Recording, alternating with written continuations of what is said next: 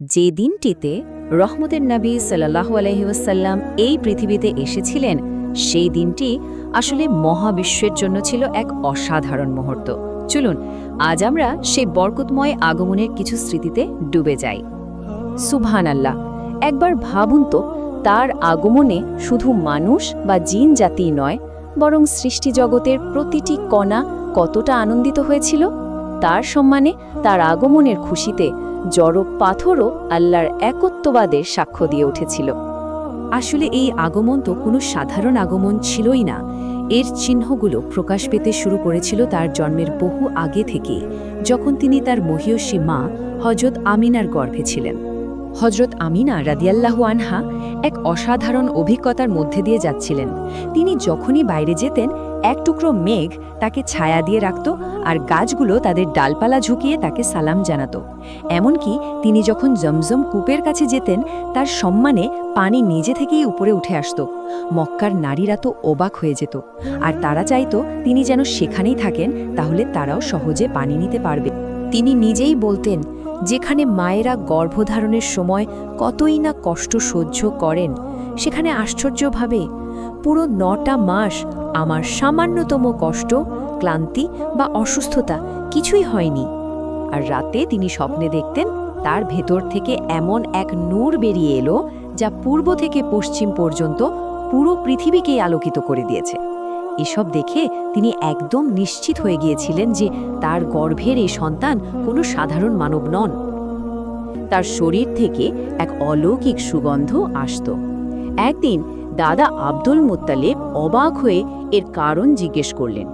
তখন হযরত আমিনা জানালেন, এসবই আমার গর্ভের সন্তানের বরকত। তিনি আরও বললেন, শুধু তাই নয়, যখন আমি ঘর থেকে বের হই, তখন সূর্য আর চাঁদও আমাকে বারবার সালাম জানায়। শুধু তার পরিবারই নয়, বরং গোটা বিশ্ব, বিশেষ করে যারা তাদের ধর্মগ্রন্থে শেষ নবীর আগমনের অপেক্ষায় ছিল, তারাও আসমানি নিদর্শন দেখতে পাচ্ছিল। ইহুদিদের কিতাব তাওরাতে স্পষ্টভাবে লেখা ছিল যে আখিরি নবীর জন্মের ঠিক 10 দিন আগে আকাশে একটি লাল তারা উদিত হবে। আর হলোও তাই।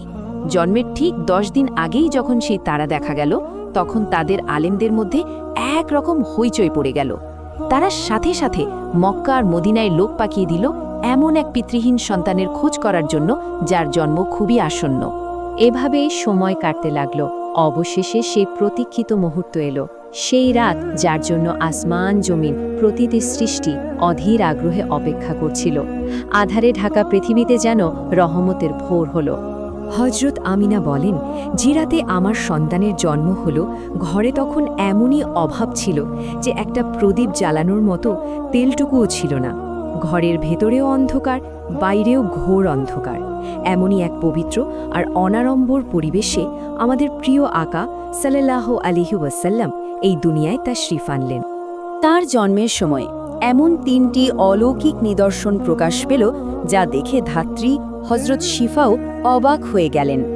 সাধারণ শিশুর মতো তার নাভি মায়ের নাড়ির সাথে যুক্ত ছিল না, বরং সেটা আগে থেকেই কাটা ছিল।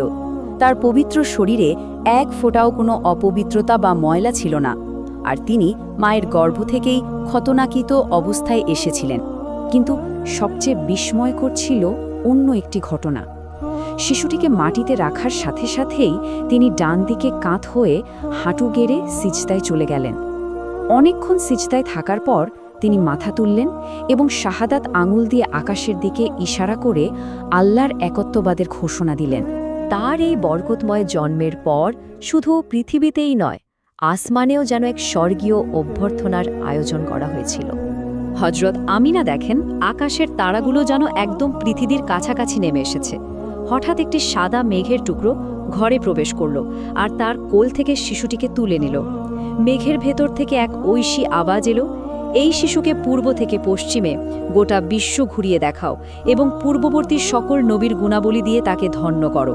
দাদা আব্দুল মুত্তালিব যখন এই খবর পেলেন, তিনি খুশিতে আত্মহারা হয়ে গেলেন। তিনি নাতিকে কোলে নিয়েই কাবার দিকে দৌড়ে গেলেন। কাবার গিলাফ ধরে আল্লাহর শুকরিয়া আদায় করলেন এবং তার নাম রাখলেন মোহাম্মদ, অর্থাৎ যিনি অত্যাধিক প্রশংসিত। তার জন্মের সাথে সাথে কাবার ভেতরে 360টি মূর্তি মুখ থুবড়ে পড়ে গেল।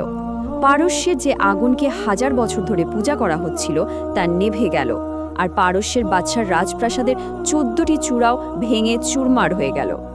এ ছিল শিরিকের যুগের অবসান এবং তৌহিদের যুগের সূচনার এক স্পষ্ট ঘোষণা। এই সমস্ত ঐশী নিদর্শন দেখার পর দুই ধরনের প্রতিক্রিয়া দেখা গেল। একদিকে ছিল নির্মল বিশ্বাস, আর অন্যদিকে ছিল বিদ্বেষ আর ষড়যন্ত্রের দাউ দাউ করা আগুন। আরবের একজন অত্যন্ত জ্ঞানী ব্যক্তি ছিলেন সাওয়াদ ইবনে কারিব। তিনি শিশুটিকে দেখেই চিনে ফেললেন। সাথে সাথে তিনি ঝুঁকে পড়ে তার পবিত্র পায়ে চুম্বন দিলেন আর বললেন, আপনি সাক্ষী থাকুন, আমি এই শিশুর ওপর এখনই ঈমান আনছি। আর অন্যদিকে মক্কার কুরাইশরা এবং ইহুদিরা হিংসার আগুনে জ্বলতে শুরু করল। একজন ইহুদি আলেম যখন শিশু মোহাম্মদ সাল্লাল্লাহু আলাইহি ওয়াসাল্লামকে দেখতে এলেন, তিনি তার পিঠের দু কাঁধের মাঝখানে নবুয়তের মোহরটি দেখেই চিৎকার করে কেঁদে উঠলেন। তিনি বলতে লাগলেন, হায় আফসোস, আজ থেকে নবুয়ত বনি ইসরায়েল থেকে চিরদিনের জন্য চলে গেল। এই আল্লাহর শেষ রসুল। তার জ্ঞান সত্যকে চিনতে পেরেছিল, কিন্তু গোত্রীয় অহংকার তাকে ঈমান আনা থেকে বিরত রেখেছিল। শত্রুরা তাকে শেষ করে দিতে চেয়েছিল, কিন্তু তার আগেও তারা 100% নিশ্চিত হতে চেয়েছিল। তাই তারা এমন এক পরীক্ষার আয়োজন করল যা দিয়ে প্রমাণ হয়ে যাবে তিনি আসলেই আল্লাহর নবী কিনা। সেই শত্রুরা তাদের কিতাব থেকে জানত যে আল্লাহর নবী কখনো হারাম বা সন্দেহজনক কোনো খাবার খান না। তাই তারা পরিকল্পনা করল, কিছু মুরগি চুরি করে হারাম খাবার রান্না করা হবে, আর কিছু খাবার এমনভাবে তৈরি করা হবে যা সন্দেহজনক। এরপর বনু হাশিম গোত্রকে দাওয়াত দিয়ে তারা দেখতে চাইল যে 7 বছর বয়সী শিশু মোহাম্মদ সাল্লাল্লাহু আলাইহি ওয়াসাল্লাম সেই খাবার খান কি না। যখন খাবার পরিবেশন করা হলো আর সবাই শিশুটির দিকে তাকিয়েছিল, তখন তিনি খুব শান্তভাবে বললেন, এই রিজিক আমাদের জন্য নয়, খাওয়া তো অনেক দূরের কথা, এই খাবার আমাদের ঠোঁট পর্যন্ত পৌঁছাতে পারবে না। তারা জোর করে লোকমা এগিয়ে দিল, আল্লাহর ইচ্ছায় তা কখনো তার পবিত্র ঠোঁট স্পর্শ করতে পারেনি। আল্লাহ নিজেই তার সুরক্ষা করেছিলেন। এত বড় সম্মান, এত অলৌকিক নিদর্শন যার আগমনের সাথে জড়িত, সেই রহমতের নবীর প্রতি আমাদের ভালোবাসা কি আসলেই যথেষ্ট? আমরা কি একবারও ভেবে দেখেছি তাকে ভালোবাসার যে হক রয়েছে তা কি আমরা সত্যি আদায় করতে পারছি? আসুন আমরা অন্তর থেকে তার প্রতি দরুদ ও সালাম পাঠাই, তার দেখানো পথে চলার জন্য মন থেকে প্রতিজ্ঞা করি, কারণ তার ভালোবাসাই হলো আল্লাহর ভালোবাসা পাওয়ার একমাত্র চাবিকাঠি। আল্লাহ আমাদের সবাইকে সেই তৌফিক দান করুন। আমিন।